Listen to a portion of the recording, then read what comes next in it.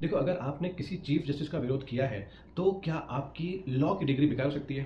देखो, ये सवाल जो है ना, ये इमेजिनरी नहीं है, ऐसा हुआ है क्योंकि हैदराबाद की देश की सबसे प्रतिष्ठित लॉ यूनिवर्सिटी नलसर में 2026 बैच के करीब 450 स्टूडेंट्स ने chief justice of India Suryakant ji को कॉन्वोकेशन का चीफ गेस्ट बनने पर आपत्ति जता दी थी।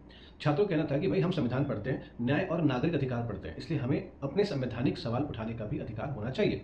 लेकिन फिर कहानी ने ऐसा मोड़ लिया कि पूरे देश में सवाल खड़ा हो गया। बार काउंसिल ऑफ इंडिया यानी कि बीसीआई ने सभी स्टेट बार काउंसिल को निर्देश दिए कि नलसर के 2026 बैच के ग्रेजुएट्स को एडवोकेट के तौर पर एनरोल ही नहीं किया जाएगा।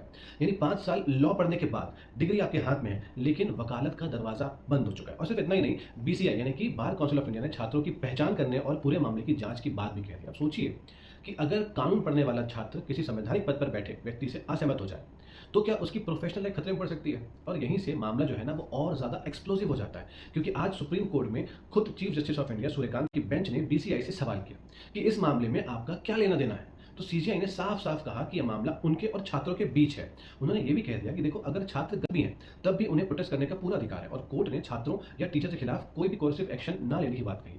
अब यहीं से ना एक और सवाल पैदा होता है जो काफी बड़ा है। वो ये है कि बीसीआई ने ऐसा क्या ही किया कि इसके पीछे ना एक पुराना विवाद भी है। मई 2026 में सीजे सूर्यकांत जी की अदालत में कॉकरोच शब्द को लेकर विवाद हुआ था। बाद में सीजे ने स्पष्ट कह दिया था कि देखो भाई, उनका जो कमेंट था, जो टिप्पणी थी ना, वो पूरे भारतीय युद्ध के लिए नहीं थी, बल्कि कुछ फेक या बोगस लॉ डिग्री के सहारे इस प्रोफेशन में आए हुए लोगों के संदर्भ में थी। लेकिन नलसर के छात्रों ने इसी ब्रॉडर जुडिशियल कॉन्डक्ट को लेकर उठा दिया, और फिर अचानक छात्रों का प्रोटेस्ट शुरू हो जाता है। बीसीआई का सर्कुलर निकल कर आता है, पूरे बैच का एनरोलमेंट रोकने की कोशिश की जाती है, पूरे देश में इसका विरोध होता है, और कुछ ही घंटे में फैसला वापस ले लिया जाता है। बीसीआई ने बाद में कह दिया कि देखो, रिप्रेजेंटेशन मामले और यह संतुष्ट होने के बाद कि 2026 बैच का डिस्टर्बेंस में कोई रोल नहीं था, प्रोसीडिंग्स बंद कर दी गई है। लेकिन सवाल यह है कि अगर छात्र निर्दोष थे, तो पूरे बैच पर कार्रवाई की जरूरत ही क्यों पड़ी? और अगर कार्रवाई का कानूनी आधार था, तो कुछ घंटे में वो आधार खत्म कैसे हो गया? यही वजह है कि यह सिर्फ नलसर का मामला नहीं रहा। ये सवाल बन गया है कि क्या भारत में डिसेंट की भी कोई सीमा तय की जाएगी?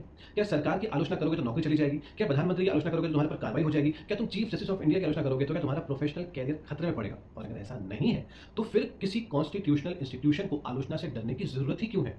देखो, एक बात हमेशा याद रखना कि डेमोक्रेसी में किसी भी व्यक्ति का पद उसे आलोचना से ऊपर नहीं बनाता। और वही दूसरी तरफ, आलोचना की आजादी का मतलब यह भी नहीं है कि कोई व्यक्ति कानून तोड़ सकता है या किसी पर पर्सनल वायलेंस कर सकता है। यही लोकतंत्र का असली बैलेंस है। और आज सबसे इंपॉर्टेंट बात शायद यह है कि जिस संस्था ने कानून की रक्षा की उम्मीद की जाती है, उसी के कदम पर सुप्रीम कोर्ट ने सवाल उठा दिया।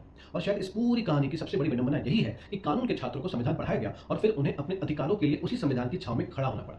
इस पूरी की पूरी इंसिडेंट से ना एक बात बिल्कुल साफ है कि डेमोक्रेसी में सबसे खतरनाक नागरिक वो नहीं होता जो सवाल पूछता है, बल्कि वो व्यवस्था होती है जो सवाल पूछने से डरने लगे। और अंत में, at the end of the session, Mahatma Gandhi की एक सबसे इंपॉर्टेंट लेसन हमें याद करना है। वो ये कि असहमति अक्सर जो है वो प्रगति की पहली सीढ़ी होती है, क्योंकि लोकतंत्र में सवाल पूछने वाला दुश्मन नहीं होता, वही लोकतंत्र का सबसे जरूरी पहरेदार होता है। बात समझ में आ रही है? तो शेयर कीजिएगा। बहुत बहुत धन्यवाद।